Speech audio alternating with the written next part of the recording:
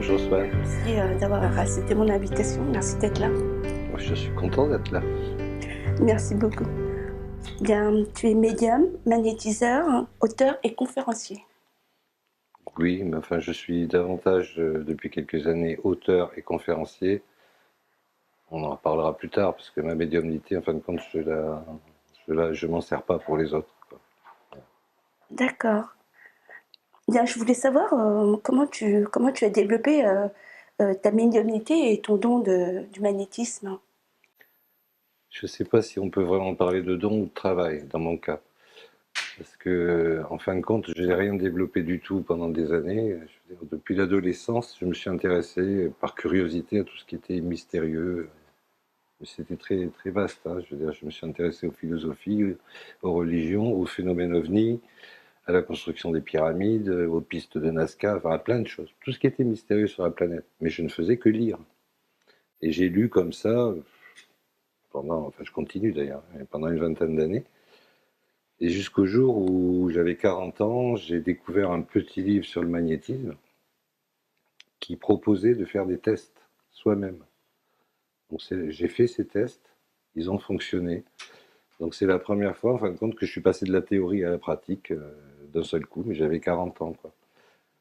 Alors c'était peut-être plus facile pour moi parce que, vu mes nombreuses lectures pendant des années, j'étais pas vraiment face à l'inconnu, quoi. J'avais déjà absorbé beaucoup de choses, beaucoup d'informations. Donc c'est comme ça que je suis arrivé d'abord en premier au magnétisme. Et j'ai fait des tests sur des plantes, sur la momification d'un morceau de viande, des choses comme ça. Ça fonctionnait, mais bon, ça m'a pas amusé. Et très vite, l'occasion m'a été donnée d'essayer sur le vivant. En l'occurrence, c'était mon épouse qui avait une angine qui passait pas bien. Alors je lui ai dit, écoute, il y en a qui le font, pourquoi pas moi? J'ai placé ma main sur sa gorge. Et dans ma tête, j'avais juste une pensée positive, de guérison, d'action, sans plus, quoi. Je fais toujours à l'intuition. Et le soir même, effectivement, elle m'a dit qu'elle avait moins mal à la gorge. Et moi, j'avais un peu mal à la gorge. Euh, Puis après, c'est parti comme ça, je veux dire, avec le petit d'un voisin, une voisine, une collègue de travail. Et après, ça a fait un bouche à oreille et ça s'est amplifié, quoi, je veux dire. Mais je veux dire, je n'ai pas suivi de formation. Je laissais faire à l'intuition, quoi. Tant que ça marchait, j'étais super heureux, quoi. D'accord. J'ai découvert ça dans un petit livre, un ABC. Voilà. ABC du magnétisme, c'était un petit guide, 80 pages. Et tu t'es exercé et tu as vu que Voilà, ça puis j'ai fonctionnait, vu que ça quoi. fonctionnait, donc ça m'a donné envie de continuer, quoi. Mais je veux dire, voilà, j'ai pas suivi de formation, je suis pas allé voir un magnétiseur professionnel ou non, je fais ça tranquillement à la maison, quoi, le soir. D'accord. En fait, tu as été autodidacte, quoi. Oui, mais surtout, d'ailleurs, D'accord. surtout la communication avec l'au-delà, c'est pareil. Je veux dire, j'ai demandé de conseil à personne, Mmh, c'est venu d'accord. tout seul, quoi. D'ailleurs, à ce sujet, sur la communication avec le delà, tu dis chacun dispose de la capacité de médiumnité, de voir ou d'entendre notre trépassé. Je dis pas voir et entendre, je dis d'avoir un contact. D'accord. Pour moi, c'est pas un don, c'est pas une élite qui a un don et puis les autres qui n'ont rien. Pour moi, la médiumnité, c'est comme l'ébénisterie, c'est comme l'horlogerie ou autre chose, ça se travaille, la musique aussi, quoi. Je veux dire, tout le monde ne peut pas devenir Mozart, mais tout le monde qui apprend sérieusement la musique peut devenir un très bon musicien. Mais ça exige un travail. Voilà. Donc pour moi, la médiumnité, c'est quelque chose de naturel. Et c'est une porte qui est ouverte à tout le monde, mais voilà, il faut en suivre le chemin, il faut gravir le chemin, il faut bosser, il faut travailler, et les portes, elles s'ouvrent. D'ailleurs, c'est pour ça que j'ai voulu faire des livres, c'est pour passer ce message-là, quoi. Donc j'ai beaucoup d'amis médiums, il y en a, c'est leur profession. Moi, je ne vis pas de la médiumnité. La médiumnité, pour moi, c'est un outil de recherche, c'est un outil de connaissance. Et je ne m'en sers pas, je ne fais jamais de médiumnité ni publique ni privée pour les autres. C'est un choix que j'ai fait. Donc quand je dis à quelqu'un, si tu veux avoir des nouvelles de ta maman ou de ta grand-mère qui est décédée, ben, je vais dire, fais comme moi, essaye, débrouille-toi toute seule. Voilà, j'ai deux réactions en face. J'ai la personne qui me dit, oui, mais moi j'y connais rien, je vais pas y arriver. Ben, dans ce cas-là, je lui dis, bah, tu prends ton porte-monnaie, tu vas avoir un médium installé, et puis tu auras des réponses. Voilà. Et effectivement, avec ma solution à moi, c'est pas une solution pour les feignants. Ça demande du travail. Moi, je veux dire, ça fait 45 ans que j'apprends, et j'apprends encore tous les jours. C'est passionnant, enfin, quand on aime. Hein. Ce qui ne m'a pas empêché de mener une carrière à côté, d'être un mari, un papa. Je veux dire, j'ai des enfants, j'ai des petits-enfants. Moi, c'était mon hobby du soir, quoi. D'accord. Et d'ailleurs, c'est grâce à ta médiumnité que tu as pu rentrer en contact avec ton papa? Oui, ça a commencé comme ça. Enfin, c'est ce que j'ai cherché aussi. Hein. J'avais tellement lu de livres écrits par des médiums, donc des histoires de contacts, etc. Et que, quand mon père est décédé, j'y ai pas pensé tout de suite à ça. Mais 2 ans après son décès, voilà, je commençais à me dire, ils ont de la chance, quoi. Pourquoi eux, pourquoi pas moi, quoi. Donc quand j'ai voulu faire mes premiers tests, c'est sûr que mes premiers tests, c'est à lui que je m'adressais, quoi. C'est certain. C'est ce que je conseille d'ailleurs à un débutant, quoi. Il y a les jeunes qui jouent avec le Ouija, des choses comme ça, avec la phrase classique "Esprit, es-tu là?", moi je le déconseille complètement, quoi. Je veux dire, on s'adresse pas à n'importe qui. On cherche de préférence quelqu'un qu'on aime et quelqu'un qui nous a aimés, quoi. Je veux dire, c'est la protection minimale, quoi. Et je dis, moi, en plus, l'avantage que j'avais, c'est que par mes lectures depuis 20 à 25 ans, je me sentais déjà prêt. Je veux dire, il y avait plein de choses, voilà, qui ne m'effrayaient plus. Moi, je connaissais d'autres techniques de contact avec l'au-delà que j'avais jamais essayé.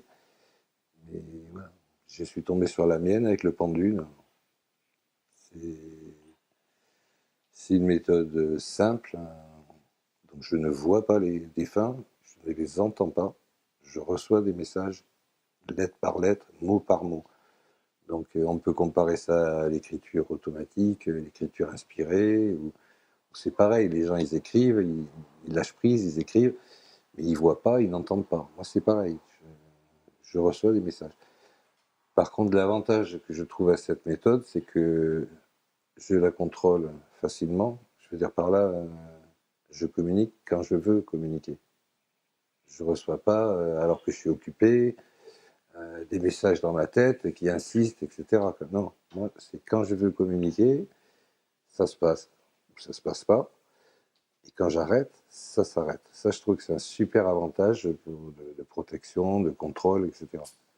Ça me permet de le faire quand je suis en forme, pas quand je suis fatigué, si pas je suis déprimé, voilà. Hein.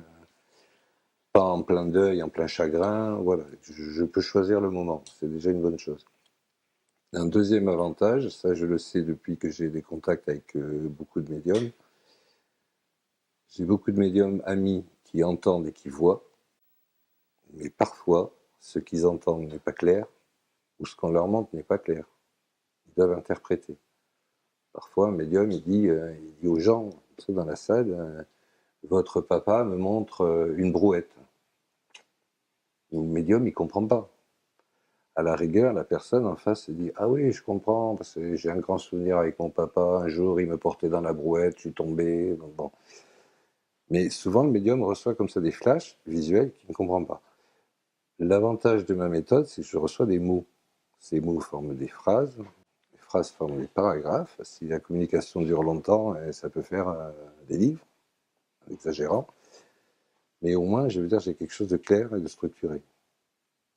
Je mets un bémol là-dessus, puisque ça m'est arrivé de recevoir des messages à caractère scientifique, qui étaient clairs et structurés peut-être pour un scientifique, mais pas pour moi, parce que je ne suis pas scientifique. Et là, je ne comprenais pas ce que je recevais. Mais c'est pas ce que j'ai. Il y a là, c'est autre chose, c'est parce que j'étais incompétent. C'est pas que je comprenais pas les mots ou les phrases, je comprenais pas le sujet. C'est différent. Donc voilà l'avantage que je trouve à cette méthode. Donc ça permet de. On prend son temps, on reçoit lettre par lettre. Là aussi, c'est une question de travail. Au début, je recevais une lettre, je la notais, je recevais une autre, je la notais, c'était long.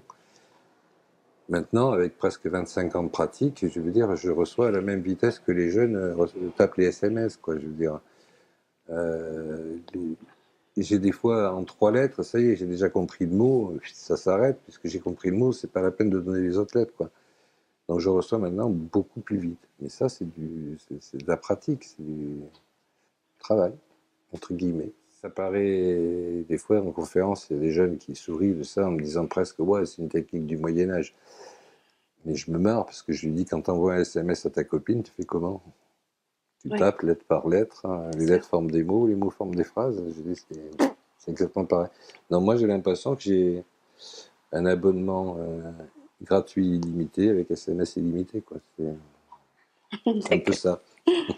Et donc, c'est ainsi que tu as pu rentrer en communication avec ton père et également avec ton guide Gilles Oui. et bien d'autres guides aussi, si j'ai bien Ils compris. étaient plusieurs, mais bon, on va dire c'est surtout Gilles, ça fait plus de 24 ans, il était là depuis le début, il est toujours là.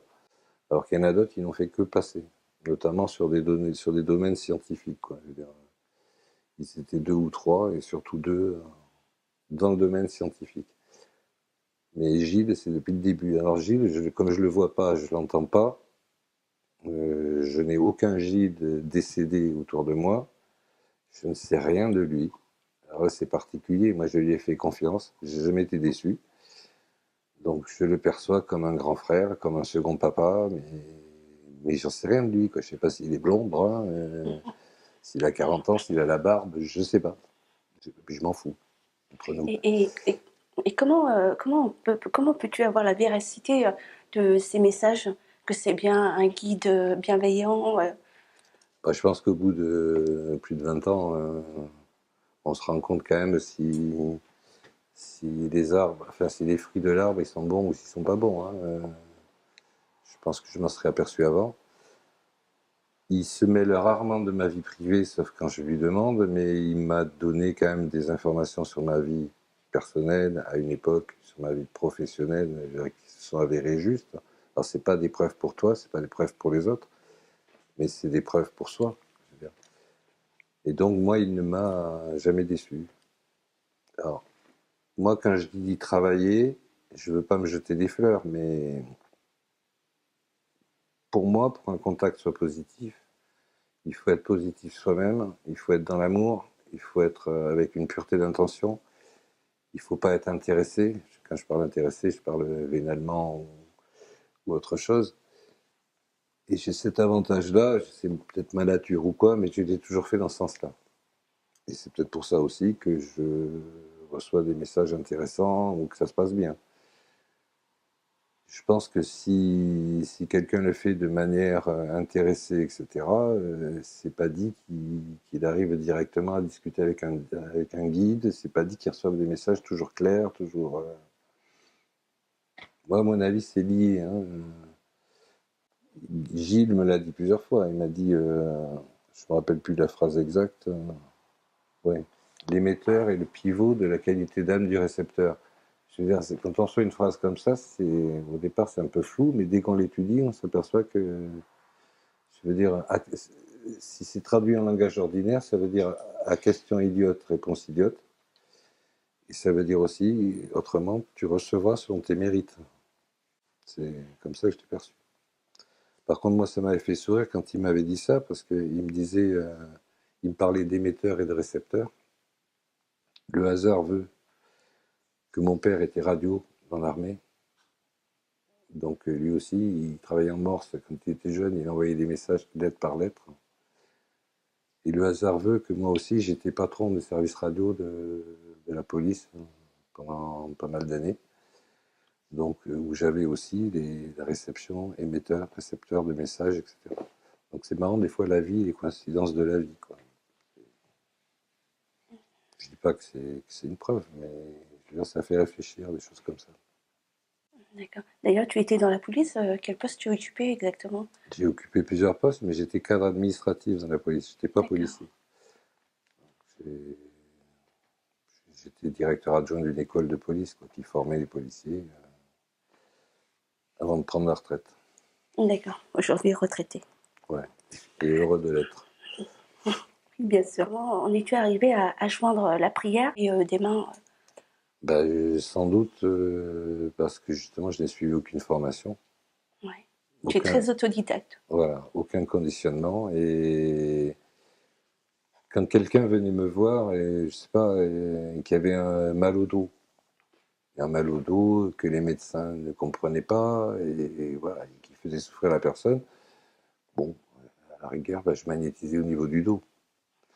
Mais quand quelqu'un venait me voir, genre des migraines, qui survient à certains moments, régulièrement et tout, mais aucune idée de la cause. Est-ce que ça vient du foie? Est-ce que ça vient de l'estomac? Est-ce que ça vient directement de la tête?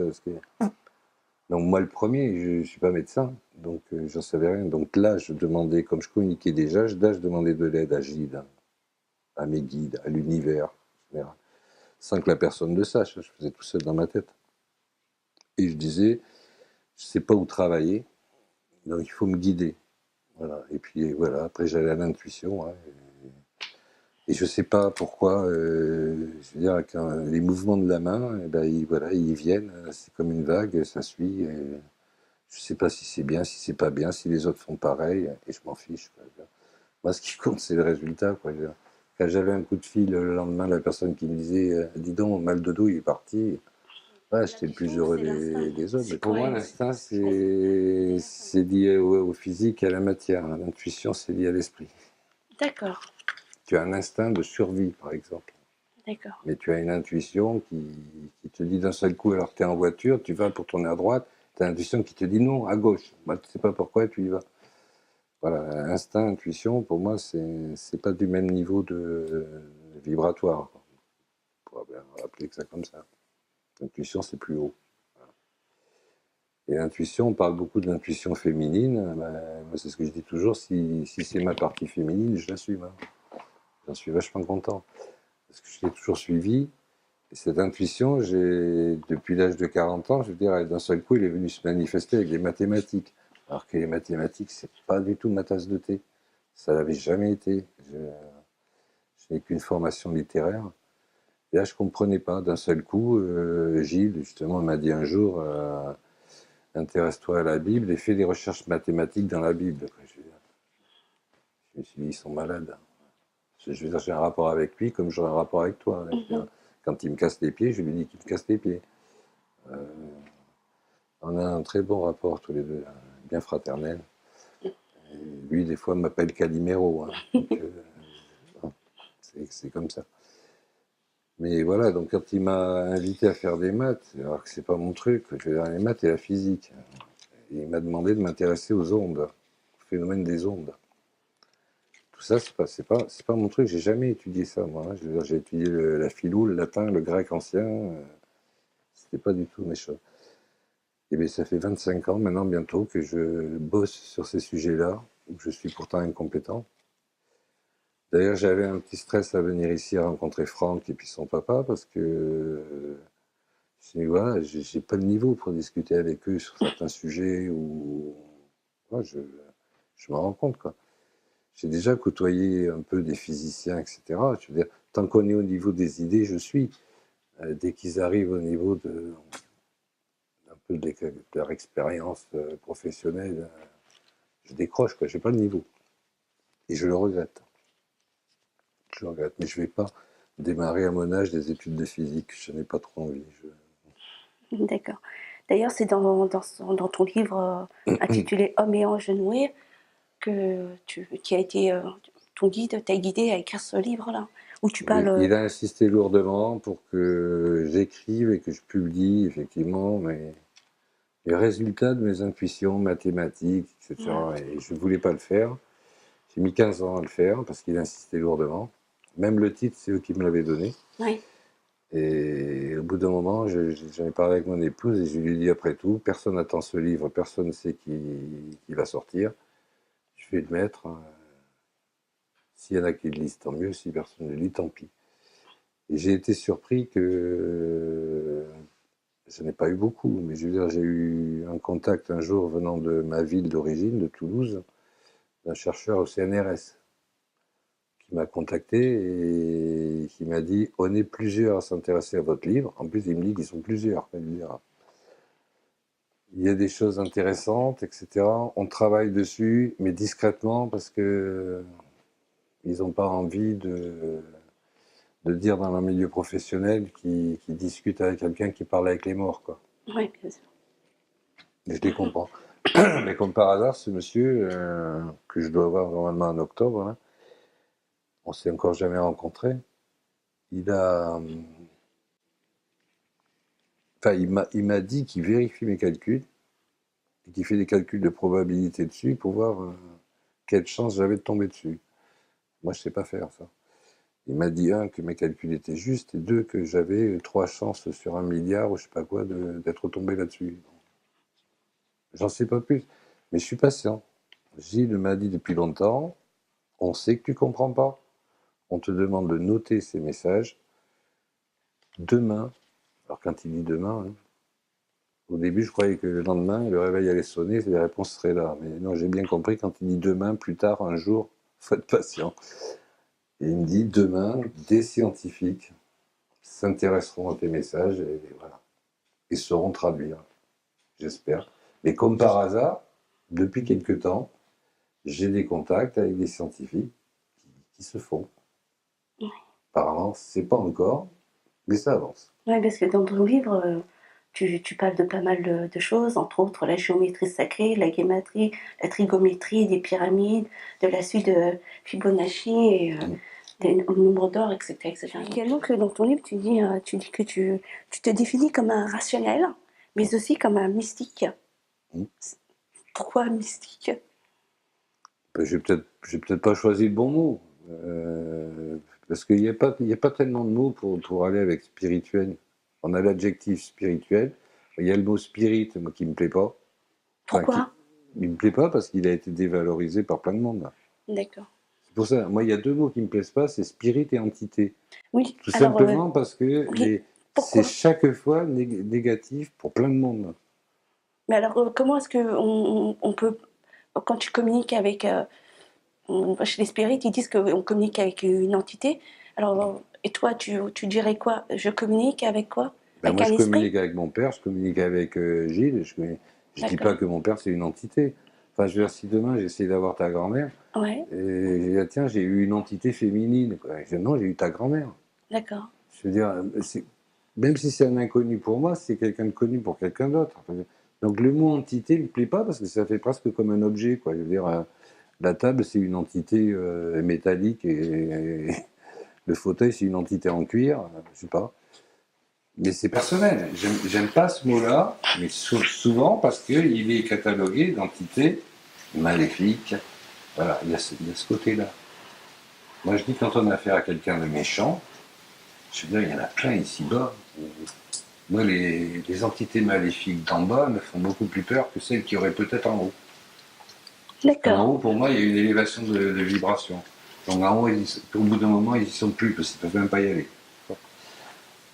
Donc moi, j'ai beaucoup plus peur de la violence que je vois en bas, ici, que ce que certains évoquent au-delà. D'accord. Tu dis, lorsque les religions se cherchent un souffle, un second souffle, quand leur discours ne répond plus vraiment aux interrogations, l'ésotérisme, le sectarisme fleurissent. C'est-à-dire que tu veux dire par là? Quand moi, je m'en suis séparé des religions, hein.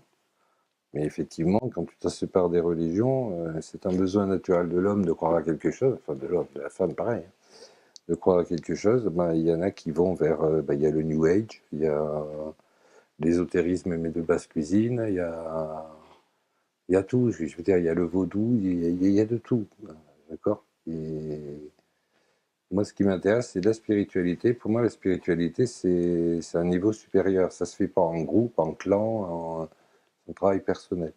Spiritualité, c'est un chemin sur lequel on doit aller pour grandir, chacun. C'est pas en suivant un gourou qu'on avance. De la même manière que je dis, c'est pas en allant voir un médium toutes les semaines pour lui poser des questions différentes qu'on avance. Je veux dire, c'est au bout d'un moment, on bloque quand même, hein, parce qu'on revient et on voit le médium le dimanche et le lundi, on est content et le mardi, on commence à se dire, eh oui, mais si c'était pas vrai ce qu'il m'a dit, si c'était inventé, si... Alors que quand on avance soi-même, généralement, on se trompe pas soi-même.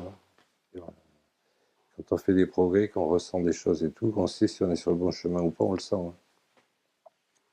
C'est plus long. Je pense également que chacun d'entre nous est porteur de lumière, donc tu es très positif également pour le futur, l'avenir. Malgré... Moi, je veux rester positif. Mais pourquoi? Parce que je pense que chaque fois qu'on a des malheurs dans la vie, tous, les uns ou les autres, je pense quand même que ces malheurs débouchent au bout d'un moment sur un bien. Voilà, je donne comme exemple, je veux dire, si tu vas dans les hôpitaux et que tu vois les personnes qui se dévouent auprès des cancéreux, qui ne sont pas soignants, qui viennent juste en tant qu'association pour passer du temps, généralement, c'est des gens qui ont perdu un proche du cancer ou qui l'ont eu eux-mêmes.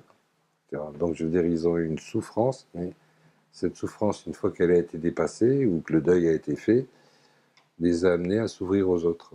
Donc voilà, c'est un mal qui amène un bien. Et moi, dans les phrases que je recevais au début, Gilles me disait que il n'y a que deux voies pour la connaissance, la souffrance ou l'amour. C'était clair et net, quoi, je veux dire.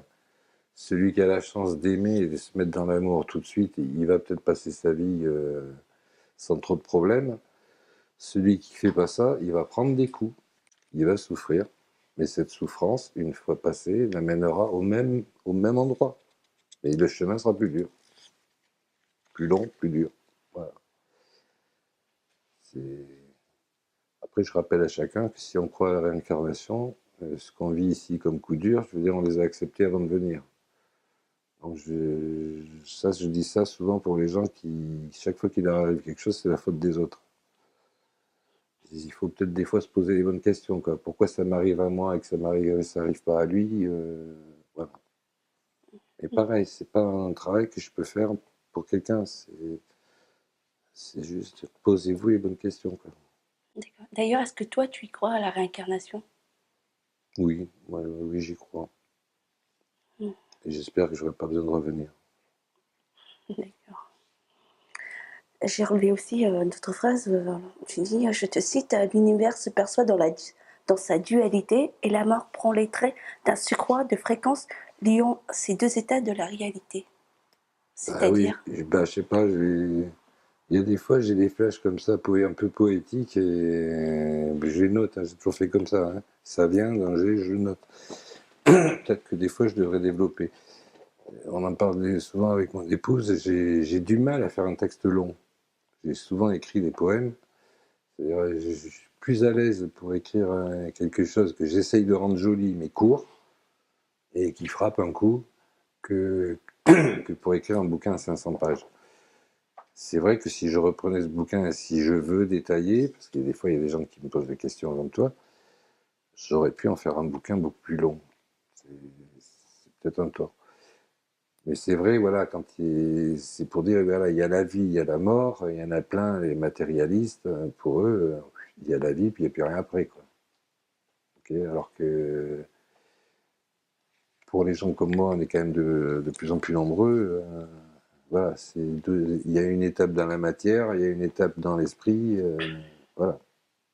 Et il y a une étape dans la matière qui est courte, et s'il y a une étape dans l'esprit qui fait l'éternité, je veux dire, quelle importance elle a cette vie, quoi. Je veux dire, c'est une parmi tant d'autres. Ça apprend à relativiser, mais on ne peut pas le faire en direct. Je veux dire par là, si en conférence, il y a une dame qui vient me parler, qui a perdu son gosse il y a 3 mois, je ne vais pas lui dire, madame, votre enfant a choisi sa vie avant de venir, il savait qu'elle serait courte, et vous, avant de venir, vous saviez que vous alliez perdre un enfant. Seulement, vous l'avez oublié après. Je peux pas dire ça aux gens. bien C'est sûr. comme tout, j'ai l'empathie, j'ai la compassion. Je peux pas dire. Des fois, on pourrait peut-être lui dire à la dame 10 ans plus tard. Peut-être on peut en parler, parce qu'entre-temps, elle aurait elle-même avancé, etc. Mais des fois, des choses on peut dire, des fois, des choses on peut pas les dire, quoi. Mais pourtant, si on... Tu sais, j'adore cette image qu'on a vue des fois à la télé, on te montre un pêcheur sur sa barque, et la caméra, elle est au-dessus de lui, puis elle monte, elle monte, elle monte, elle monte, tu sais, au bout d'un moment, tu vois que la Terre, après tu vois la Terre, la Lune, au bout d'un moment, tu vois même plus la Terre et les étoiles. J'adore, c'était, voilà, quand on prend de la hauteur, les choses qui paraissent importantes... Mais oui, les lamas tibétains, c'est ce qu'ils disent aussi. Ils disent quand tu as quelque chose, je sais pas, t'as mal aux dents, ça va pas, etc. Bah, imagine ton problème dans 30 ans. Et essaie de te projeter tout de suite dans 30 ans. Je veux dire, tu Mhm. l'auras oublié parce que ta dent, elle aura été arrachée, remplacée, etc. C'est pas facile à faire, mais c'est une philosophie de vie. C'est bon, à la longue, on s'y met, quoi. On relativise les choses. Mais c'est pas facile au début. D'accord. Je vis également que dans tes communications, très vite, lorsque tu es rentré en communication avec ton papa, tes guides, etc., très vite, vous avez abordé des sujets qui, a priori, te tiennent à cœur, tels que la place de l'homme en ce monde, les phénomènes religieux, la pérennité de la conscience, le sens réel de l'existence ici-bas, le domaine scientifique. Donc, c'est vraiment des choses qui tiennent vraiment. Ah bah oui, mais pourquoi? Parce que donc, quand j'ai commencé, j'avais déjà lu depuis 20-25 ans un paquet de livres sur ces sujets-là, quoi. Donc, je veux dire, je voulais pas passer mon temps. Et une fois que j'ai eu contact avec mon père, j'allais pas appeler mon père tous les jours pour lui demander si ça allait bien, quoi. Je savais que ça allait bien, voilà. Donc, j'avais envie de profiter de ce moyen d'information nouveau pour moi, pour apprendre des choses que j'avais pas appris dans les livres. Voilà. C'était ça, c'était un moyen de connaissance, quoi. Et donc j'ai annoncé la couleur tout de suite, quoi. Je leur ai dit tout de suite ce que je voulais, quoi. D'accord. Des fois, j'en ai été déçu puisque la première chose que je leur ai demandé, c'est moi, ce qui m'intéresse, c'est pas d'écrire un nouveau livre qui va finir sur une bibliothèque à la Fnac et qui va raconter la même chose que notre médium irlandais ou qu'un médium américain. Je dis, il faut qu'on avance, quoi. Et pour avancer, bah, donnez-nous une preuve que la vie existe après la mort, une preuve scientifique. J'aurais peut-être jamais dû demander ça, parce que c'est à partir de ce moment-là que j'ai commencé à recevoir des messages à caractère scientifique, que je ne comprenais pas. D'accord. Tu parles également dans ton livre de la conscience supérieure, dont, si j'ai bien compris, Gilles le nomme l'énergie psychique. C'est ça? Oui, alors, bon, maintenant, au début, quand Gilles m'a dit ça, c'était il y a quand même plus de 20 ans, c'était un peu nouveau pour moi. Maintenant, je m'aperçois que c'est pas nouveau, puisqu'il y en a d'autres qui en parlent. Aujourd'hui, il y a même des physiciens qui en parlent. Euh, pour, euh, pour résumer, ce que voulait me dire Gilles et ce que je pense moi aujourd'hui, la matière, c'est une illusion. Bon, elle est très perceptible par nos sens, etc., mais ça trompe nos sens. Nos sens sont faits pour ça, pour la capter, donc tant mieux. Mais toujours pareil, quand on s'élève, on en arrive à dire que c'est tout ce qui commande, c'est l'esprit, c'est la conscience, c'est pas la matière. Et maintenant, il y a de plus en plus de physiciens qui nous disent la même chose. Ils écrivent même, la matière n'existe pas, le temps et l'espace n'existent pas, il n'y a que la conscience. Je veux dire, c'est plus moi, c'est plus Gilles, c'est plus des médiums qui le disent, c'est des physiciens quantiques. Donc c'est pour ça que je suis de plus en plus avec beaucoup d'intérêt certains physiciens, notamment français. Je pense à Philippe Guillemont, qui fait des conférences. Donc j'ai acheté un ou deux de ses bouquins, où parfois j'ai du mal. C'est quand même un physicien. Mais j'adore quand il fait des conférences, c'est parce que voir un physicien qui parle de Platon, voir un physicien qui parle je veux dire, du corps, de l'âme et de l'esprit, je veux dire, j'adore, quoi. Je veux dire, Là, je pense qu'on est sur le bon chemin, quoi. Science et spiritualité. Je crois qu'on a des problèmes de vocabulaire, mais on parle de la même chose. Alors le problème qu'on a avec les matérialistes, c'est qu'ils veulent tout, il faut tout que ça soit traduit en équation, etc. On aura du mal, ils n'ont jamais réussi à traduire l'amour en équation, l'amitié non plus. Pourtant, je pense qu'on est tous d'accord pour dire que l'amitié et l'amour sont là, hein, et que c'est agréable. Donc moi, je ne base pas tout sur les maths et la physique, quand même. Mais là, je pense qu'ils sont sur le bon chemin. Mais ils vont avoir du mal.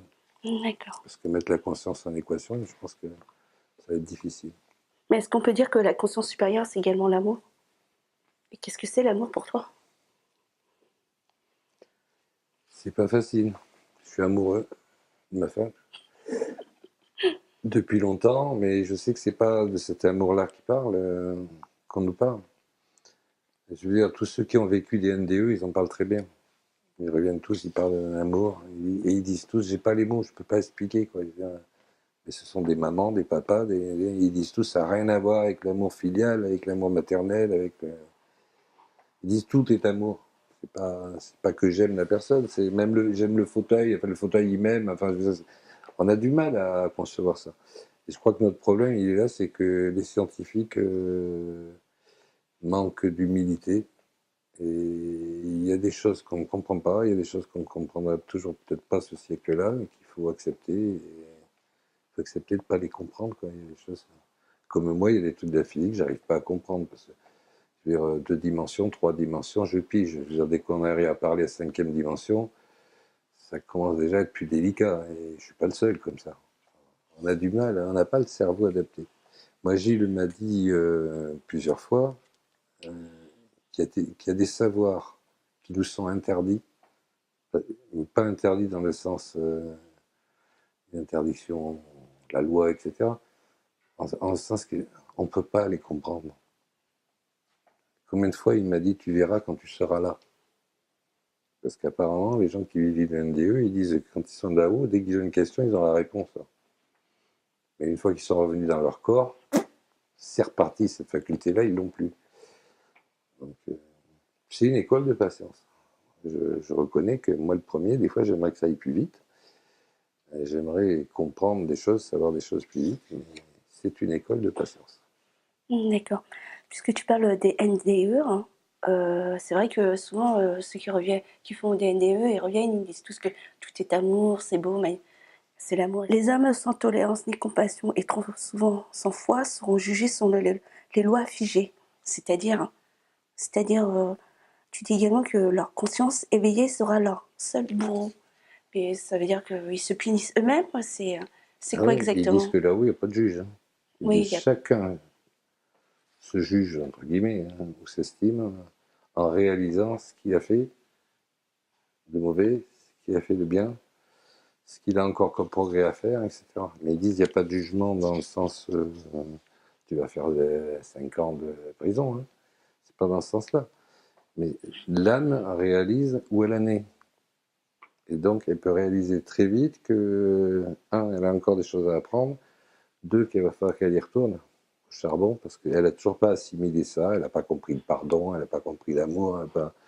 Et Donc, donc, tu sous-entends que c'est je pourquoi? relis ça avec la réincarnation, Voilà, nécessaire ou pas. d'accord. Voilà. Mais pour moi, elle n'est pas imposée. C'est chacun, en arrivant de l'autre côté, qui réalise où il en est, et qui réalise, bon, ben, il va falloir que j'y retourne, parce que là, il faut que je redouble. Quoi. Je la vois pas comme une punition imposée. Voilà. D'accord, Mais d'accord, je suis pas, je veux dire, j'ai pas écrit un évangile. Hein. Donc je peux me tromper moi aussi. Hein. d'accord. Nous avons été ce que vous êtes et vous D'accord. serez ce que nous sommes.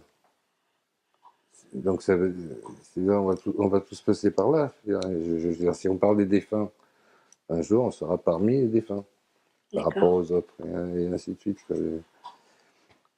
d'accord. Je veux dire, on Et va tous occuper les deux rôles. Hein. d'accord. Tu penses également que c'est en changeant nos pensées qu'on changera le monde, hein, forcément.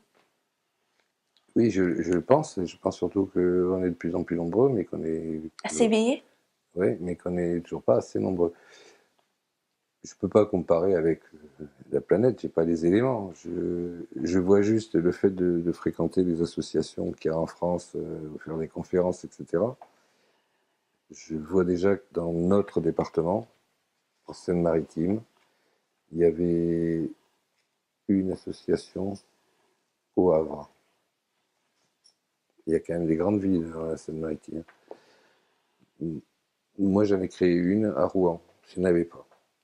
Pareil, pour faire venir des conférenciers, des médiums. Des gens qui sont venus chez nous assister à nos conférences, ça leur a donné l'idée de monter une association à Dieppe.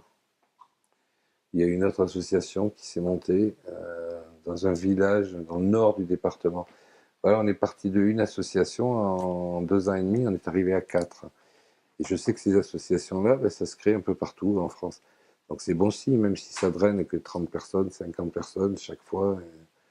Ces 50 personnes, quand elles viennent, je sais qu'il y a des gens, ils sont tellement sur le cul des fois par rapport à ce qu'ils ont reçu du médium ou quoi, que ben, quand ils repartent chez eux, ils en parlent à leur belle-sœur, ils en parlent à leur beau-frère, ils en parlent à leurs collègues de travail. C'est pour ça que je dis on est de plus en plus nombreux, ça c'est sûr, à s'éveiller, même si c'est discret. Mais le problème, c'est qu'on ne détient pas le... On n'a pas de circuit d'information, de médias. On a des médias comme toi, alternatifs. Oui. On a des médias comme Nurea TV. Voilà, c'est déjà bien. Il y en a plusieurs. Mais ce qui nous manque, c'est la 2, c'est TF1, c'est Canal+. C'est les premières ou les deuxièmes pages des grands journaux. Parce que comme par hasard, je veux dire, moi j'écris des bouquins et j'en parle sur ma page Facebook, j'ai pas d'éditeur, je suis sur Amazon, point. Donc c'est que le bouche à oreille.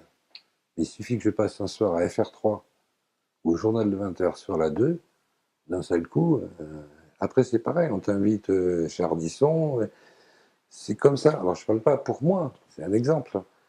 Je parle pour ces sujets-là qui nous intéressent, et je veux dire, à part Stéphane Alix, qui a réussi à faire des films intéressants sur ces sujets-là, qui sont passés sur la 6, je veux dire, on a du mal. Mais donc voilà, après on retombe dans le complotisme, c'est à qui appartiennent les médias? Ils appartiennent aux milliardaires. Apparemment, est-ce que ces milliardaires qui vivent de ce qu'ils nous vendent, est-ce qu'ils ont intérêt à ce qu'on s'émancipe point de vue spirituel? J'en sais rien. Voilà. Là, on retombe dans le complotisme. Je ne veux pas rentrer là-dedans, ça ne veut pas dire que ça ne m'intéresse pas. Et on est en droit de se poser des questions quand même, parce que c'est plus facile de vendre des... Enfin, apparemment, il y en a, ils ont plus envie de vendre des vaccins ou de vendre des armes que de vendre des tracteurs ou d'installer des puits en Afrique. C'est bizarre. Et la seule explication, c'est le rendement, hein, et c'est le profit. Donc on a quand même le droit de le constater, même si on a fait carrière dans la police nationale. D'accord. Puisque tu parles de complotistes et des chaînes alternatives, hein, aujourd'hui, on voit énormément sur la toile du net, on voit énormément d'informations, tout et son contraire, etc., etc. Et j'aimerais savoir ce que tu en penses des observations OVNI. Hein. Parce que tu dis que toutes ces connexions, les observations OVNI, les TCI, les contacts médiumniques, NDE, etc., je te sais, tu dis, toutes ces connexions privilégient l'amour, la recherche de la connaissance, la progression spirituelle et le détachement des choses matérielles. Autrement dit, Oui, oui. Pour moi, le phénomène OVNI, il m'inquiète pas. Je m'y suis intéressé pendant énormément de temps, puis j'ai décroché parce que j'avais l'impression qu'on n'avançait plus, quoi. Je veux dire, chaque fois qu'il y avait une nouvelle photo, une nouvelle vidéo, de toute façon, tout le monde disait la photo elle est truquée, la vidéo elle est fausse. Donc, au bout d'un moment, ça m'a aussi démotivé. Mais bon, quelque part quand même, il y a des livres super intéressants sur le phénomène OVNI, sur les contacts avec les aliens, sur les abductions. Il y a des psychiatres américains qui ont écrit et fait de sacrés livres sur ce sujet-là. Je pense à John E. Mack, qui a écrit 2 bouquins là-dessus, qui sont super. Il y a de quoi réfléchir, mais voilà encore l'exemple de choses qu'on ne voit pas au journal de 20h, personne n'en parle, quoi. Il y a pourtant des cas énormes. Je veux dire, il y a des endroits, des villes, Philadelphie ou autres, au Mexique, etc., où il y a eu 40 000 témoins avec 12 objets qui dansent dans le ciel, etc. Tout le monde s'est filmé par des caméras et des caméscopes de partout en même temps. Il n'y a rien, c'est que dans les trucs alternatifs, et ça passe jamais dans les grands... Je sais pas, on peut se... Et toi, as-tu déjà été témoin d'un phénomène Ouais, mais de phénomènes assez lointains, la lumière, quoi. Moi, ce que j'espère, c'est le contact réel, hein. Vraiment se toucher. Ça, je demande. Mais pour moi, je veux dire, là, c'est que des lectures, mais il y a énormément de contacts avec des aliens, par exemple, où le message qui passe, c'est quand même un message de paix, d'amour. C'est pas Independence Day où ils viennent pour exterminer la planète, hein. Au contraire, le message qui passe même à des gosses, c'est vous voyez pas que vous détruisez votre planète, c'est ça, quoi. Bon. Pour moi, dans les apparitions mariales, c'est pareil, hein, ça nous renvoie à l'amour. Le phénomène des crop circles me passionne aussi parce que c'est de la géométrie sacrée aussi, et à mon avis, ça va dans le même sens. Mais là, je laisse faire aussi parce qu'il y a des gens beaucoup plus compétents que moi. Je pense à Umberto Molinaro, qui est adorable et qui sait beaucoup mieux que moi parler de ce dossier. Mais pour moi, ça va dans le même sens, tout ça. On nous envoie des signes, on nous envoie des messages pour nous secouer. c'est quoi Dieu? C'est qui Dieu? Donc, les églises, je l'avais vaguement dit au début. Donc, moi, j'en parle parce que j'ai lu l'Ancien Testament plusieurs fois, j'ai lu le Nouveau Testament, j'ai lu le Coran, j'ai lu les textes des bouddhistes, et je me suis totalement séparé des églises. Le divin, c'est autre chose. Moi, je ne parle pas de Dieu, je parle du divin. Alors après, c'est un plan divin. Pour moi, c'est la source commune à nous tous. Pour moi, c'est une énergie, mais qui coule en nous ou qui nous fait, enfin, c'est la source. Je ne la personnalise pas du tout. C'est peut-être le tort qu'on a eu, beaucoup de religions, c'est de personnaliser, que ce soit au travers de Jésus, Bouddha pour les uns, et d'autres comme ça. Le divin, je suis croyant, peut-être plus qu'avant. Mais voilà, avec humilité, je ne cherche pas à définir parce que j'en sais pas plus que les autres. Oui, dans la Grande Pyramide, ils s'étaient aperçus, ils avaient retrouvé des cadavres de chats dans le tunnel montant, etc. Et ils s'étaient aperçus ils pourrissaient pas, quoi, ils étaient durs. Et ça aussi, ça m'épate aussi, parce que je dis le magnétisme, les expériences que j'ai faites, elles sont pas coûteuses, n'importe qui peut les faire chez lui. Et voir que ça marche. Après, donner une explication, c'est plus difficile. Et les ondes de forme de la pyramide, moi j'ai fait le test, je veux dire, avec une pyramide en carton, je veux dire, à l'échelle. Il faut savoir quand même que dans les années 50, il y a un Tchèque qui a déposé un brevet. Il vendait une petite pyramide en carton pour aiguiser les lames de rasoir. Parce que c'était une époque où dans le pays, ça coûtait cher, les lames de rasoir. Donc ils essayaient de les économiser. Le type, il s'est aperçu que quand une lame de rasoir, on la met sur le rebord de la fenêtre un soir de pleine lune, neuve, le lendemain matin, elle est complètement émoussée, on ne peut pas se raser avec. Par contre, la même lame émoussée, il la mettait pendant 24 heures dans sa petite pyramide en carton orienté comme il faut, et bien ça a réaiguisé la lame de rasoir, quoi. Je veux dire, il y a un brevet qui est déposé, carrément. Et ce test-là, je l'ai fait, moi. Et ça marche. Avec du carton, hein. Pas avec une pyramide en granit ou en calcaire ou en métal, hein. Du carton. Construite sur le nombre d'or.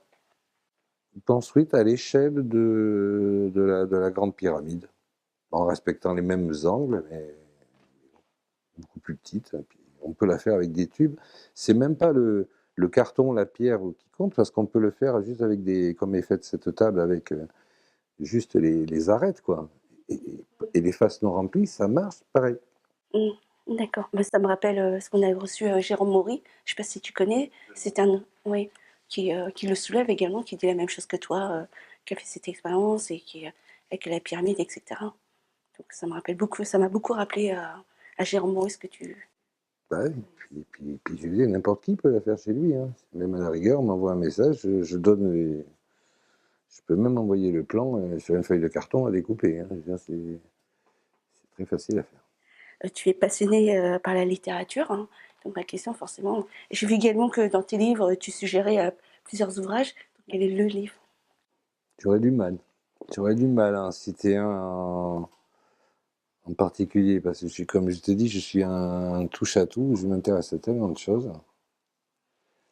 Oui, un des premiers, ouais, Raymond Moody, mais oui, parce que c'était dans les années 79, je crois, ou 80. Mais non, j'ai pas un livre préféré. Je te surprendrai parce que je te dirais qu'il y a un livre sur lequel je reviens qui pourrait surprendre. C'est pas un livre, c'est un dictionnaire. C'est le dictionnaire grec-français avec lequel j'ai appris le grec quand j'étais en 4e et que j'avais 12 ans. Et j'ai tenu, je l'avais plus, hein, j'ai tenu à m'en racheter un il y a 2-3 ans. Ça se fait toujours. Et je vais encore souvent chercher dedans parce que j'adore le travail sur les mots, sur l'origine des mots, et on a de quoi être surpris.